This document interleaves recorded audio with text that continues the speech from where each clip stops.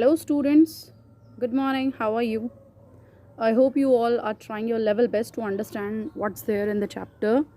Entire chapter, the first online chapter we have finished, and I hope you all have enjoyed that chapter very well and tried to follow whatever was explained.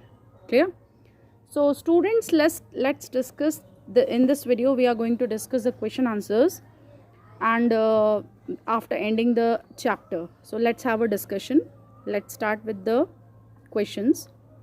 Question number 1, if we'll have a look in the chapter, is who is Jo and how does she respond to her father's storytelling? तो I think ये तो answer सबको आता होगा.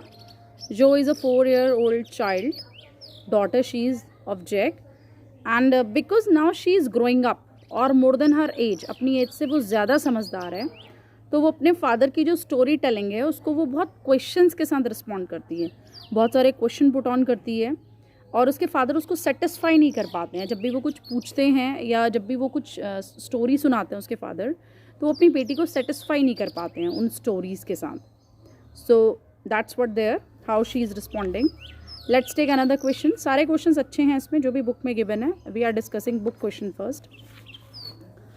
Another question is, what possible plot line could the story continue with? एक possible plot line क्या है story की? ये मैंने आपको डे 1 में बिगनिंग में बताया था कि क्या पॉसिबल लाइन है. सिंपली एक स्टोरी लाइन अप है, आपको सबको पता होगा, होप सो, जिसमें एक समरी है, एक स्टोरी है और वही टेल कंटिन्यू चलती है. जैसे and the story goes like this कि एक छोटा सा एनिमल होता है, कोई भी एनिमल हो सकता है, वो उसका मेन जो नेम है वो रॉगर है, लेकिन वो नेम कंटिन्यूसली चेंज होता रहता है एनिमल टू एनिमल. कोई नया एनिमल जब ऐड होता है तो उसके अकॉर्डिंग वो नेम चेंज होता रहता है.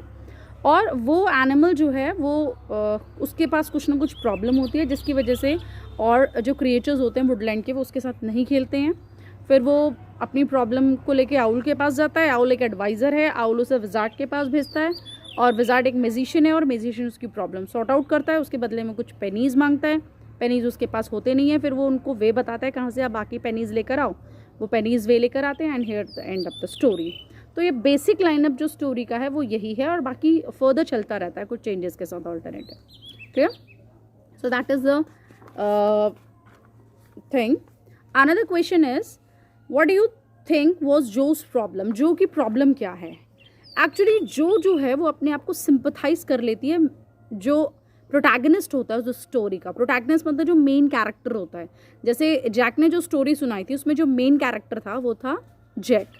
जैक जो है वो अपनी स्टोरी में या वो जो भी वो स्टोरी सुनाता है उस स्टोरी के साथ साथ वो उसको ऐड कर लेता है. जो भी उसके साथ में होते हैं उनको वो ऐड कर लेता है. तो जब वो रॉगर स्कंक के बारे में कुछ बता रहा होता है तो जनरली क्या होता है कि जो होती है वो अपने आप को रॉगर स्कंक की प्रॉब्लम के साथ अटैच कर लेती है, उससे सिंपथाइज हो जाती है. हो सकता है वो उसी की एज का हो और बेसिकली जो प्रॉब्लम होती है वो बच्चों के साथ खेलने की होती है, क्योंकि वो खुद एक बच्ची है और एक बच्चा कैसा फील करेगा जब उसको औरों के साथ खेलने को नहीं मिलेगा. तो वो अपने आप को सिंपथाइज कर लेती है और यही उसकी प्रॉब्लम है और बार बार यही प्रॉब्लम निकल के सामने आती है. और इसीलिए जब जैक उसको एक प्रॉपर सजेशन देता है कि स्टोरी इस तरह से फिनिश होनी चाहिए, लेकिन वो उसको एग्री इसलिए नहीं करती है क्योंकि उसे अपने पापा की जो फिनिशिंग है स्टोरी की वो पसंद नहीं आती. तो ये जो का प्रॉब्लम है. She want happy ending of the story, not the sad ending. That's the problem. Another question, reading with insight देखते हैं. What is the moral issue that the story raises? Moral issue simply ये है, according to Jack, parents जो चाहते हैं अपने बच्चों के लिए वही उनके लिए अच्छा होता है, पॉजिटिव होता है, लेकिन बच्चे उस चीज़ को उतनी जल्दी रियलाइज़ नहीं करते हैं या नहीं समझ पाते हैं. तो वो उनके पास इतनी समझ नहीं होती है, इसलिए वो उन चीज़ों को उतने अच्छे से नहीं ले पाते हैं. और बच्चों को वो मानना चाहिए जो उनके पेरेंट्स उनके लिए डिसाइड करते हैं, क्योंकि पेरेंट्स को पता होता है उनके लिए ठीक क्या है. Another question is, how does Jo want the story to end and why? ये भी सेम है. वो एक हैप्पी एंडिंग चाहती थी स्टोरी की और वो ये चाहती थी कि जो मम्मी है उसको हिट करे विजार्ड, ना कि मम्मी हिट करे विजार्ड को जाके और उसको मना करे कि वो स्मेल को दोबारा चेंज ना करे. जैसी स्मेल उसने रोजेज़ वाली अच्छी सी स्मेल उसको प्रोवाइड की थी विजार्ड ने, तो वो स्मेल दोबारा चेंज ना हो, क्योंकि अगर वो स्मेल चेंज होगी तो वुडलैंड के बच्चे उसके साथ नहीं खेलेंगे. तो ये वो नहीं चाहती थी कि ऐसा हो, और यही वो चेंज करना चाहती थी। और क्यों चाहती थी? Because she was herself a child. वो भी एक बच्ची है, उसे भी पता है कि अगर और बच्चे उसके साथ नहीं खेलेंगे तो वो कैसा फील करेगी। तो वो उस फीलिंग्स को वो फीलिंग उसको इनसिक्योर कर देती थी कि विज़ार्ड उसकी स्मेल चेंज करेगा और फिर वही प्रॉब्लम उसके साथ हो जाएगी। तो उन फीलिंग्स से बचने के लिए वो ये सारी चीज़ें सोचती थी। Another question, why does Jack insist that it was the wizard that was hit and not the mother?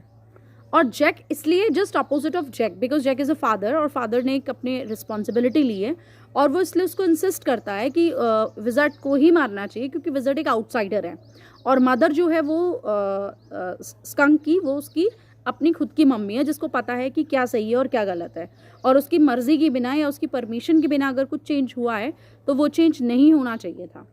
तो that was told to her, और इसलिए जो इस तरह से स्टोरी एंड करना चाहता था ताकि उसकी बेटी को भी समझ आए कि उसके जो पेरेंट्स सोचते हैं वो उनके भले के लिए सोचते हैं, और ये बच्चों को चाहिए कि वो अपने मम्मी पापा के जो भी वो डिसीजन है उनकी रिस्पेक्ट करना सीखें। Another is what makes Jack feel caught in an ugly middle position? Ugly middle position में इसलिए भी वो अपने आप को फील करता है क्योंकि वो ये सोचता है कि जब भी वो एक तरफ जैक जो नहीं सो रही होती है, वो स्टोरी सुना सुना के थक गया होता है, उसकी जो क्वेश्चंस हैं वो अनएंडिंग होते हैं, ख़त्म नहीं होते हैं, स्टोरी फिनिश होने के बाद भी वो रिलैक्स होके नहीं सोती है। और दूसरी तरफ वो जब अपनी वाइफ के पास, क्लेयर के पास जाता है, तो वहाँ पे वो ये देखता है कि क्लेयर के पास जाके भी वो ये देखता है कि वो चारों तरफ से बहुत सारा काम है जिसके बीच में वो फंसी हुई है, और सैटरडे इवनिंग है, वो बहुत थका हुआ है, वो खुद भी आराम करना चाहता है, और क्योंकि उसकी वाइफ उसके बिना ही काम उसने शुरू कर दिया, तो उसकी वाइफ यहाँ पे इंडिपेंडेंट होने का एक सिंबल दे रही है जो कि उसे पसंद नहीं आता है। Same with the daughter also, बार बार उसके पास क्वेश्चंस रेज करती है, तो वो भी इंडिपेंडेंट होने की कोशिश करती है because they both belong to the modern scenario. तो ये भी एक अगली मिडल पोजीशन है जो उसको पसंद नहीं आती। अगर आप लास्ट वाला वीडियो देखेंगे जहाँ हमने ये पर्टिकुलर पैरा मैंने फिनिश किया है, तो आपको और क्लियर हो जाएगा, इस क्वेश्चन का बेसिक ट्रेंड आपको और क्लियर हो जाएगा। उसके बाद है what is your stance regarding the two ending to the Roger Skunk stories? इस पर मैं आपकी कोई हेल्प नहीं करूँगी, आपको खुद अपने व्यूज़ लिखने हैं। अगर हैप्पी एंडिंग होती है तो आपके क्या व्यूज़ है, और अगर सैड एंडिंग होती है स्टोरी की जो जैक सुना रहा है तो उसके क्या व्यूज़ है। You have to think it about yourself. Last point है एंड वेरी इंपॉर्टेंट क्वेश्चन है, why is an adult perspective मतलब व्यू, देखने का नज़रिया on life different from that of child? एक बच्चे का जो नज़रिया है वर्ल्ड देखने का या लाइफ देखने का, और एक बड़े का जो नज़रिया है, दोनों में क्या अंतर होता है, क्या चेंज होता है? तो simply it's a understood thing, जो बड़ा होगा वो ज़्यादा एक्सपीरियंस होगा, उसने दुनिया ज़्यादा देखी है, उसको ज़्यादा एक्सपीरियंस है, उसको ज़्यादा अच्छे से पता होता है क्या अच्छा है क्या नहीं है। तो छोटे बच्चे होते हैं उनकी लाइफ बहुत लिमिटेड होती है, उनको बस परियों की कहानी, राजा रानी की कहानी और टॉयज़ और एंड ऑल दैट, इसमें वो लोग सराउंडेड होते हैं, तो सब कुछ अच्छा अच्छा चाहते हैं लाइफ में, बस मैजिक हो जाए, ड्रीम हो जाए, ये हो जाए, वो हो जाए, लाइक दैट। लेकिन जो बड़े हैं वो थोड़ा प्रैक्टिकल लाइफ को लेके चलते हैं, सोच समझ के लेके चलते हैं कि कैसे हो रहा है और कैसे नहीं हो रहा है। तो इसलिए दोनों के व्यूज़ में चेंज होता है। और जब भी कोई एडल्ट अगर स्टोरी सुना रहा है किसी छोटे बच्चे को, तो उसको ये दिमाग में रखना चाहिए कि वो जब भी उसे स्टोरी सुनाए तो कुछ इंस्पिरेशनल स्टोरी सुनाए, कुछ मॉरल होना चाहिए उस स्टोरी में, जिससे कि बच्चे को अच्छा काम करने की या पॉजिटिव सोचने की कुछ सीख मिले। तो दैट्स व्हाट देयर, दोनों में ये डिफर होता है। बच्चे थोड़े ज़िद्दी होते हैं, एडल्ट थोड़े से मैच्योर होते हैं, तो they are trying to understand the things over there. Apart from that, अगर आपको कोई और क्वेश्चन मिलता है जिसमें आपको कुछ प्रॉब्लम है जो नहीं समझ आ रहा है, तो यू कैन आस्क। ये मैंने कुछ टेक्सुअल क्वेश्चंस डिस्कस किए हैं जो मुझे सब इंपॉर्टेंट लगे, I have discussed with you. Apart from that, justify the title आप कर सकते हैं, शुड विज़ार्ड हिट मम्मी, कि ये टाइटल पे ये स्टोरी सारी बेस्ड है क्योंकि एंड में ही सारा सिनेरियो क्रिएट होता है। तो दिस यू कैन अंडरस्टैंड कि ये होना चाहिए या नहीं। तो I hope you understand what is there.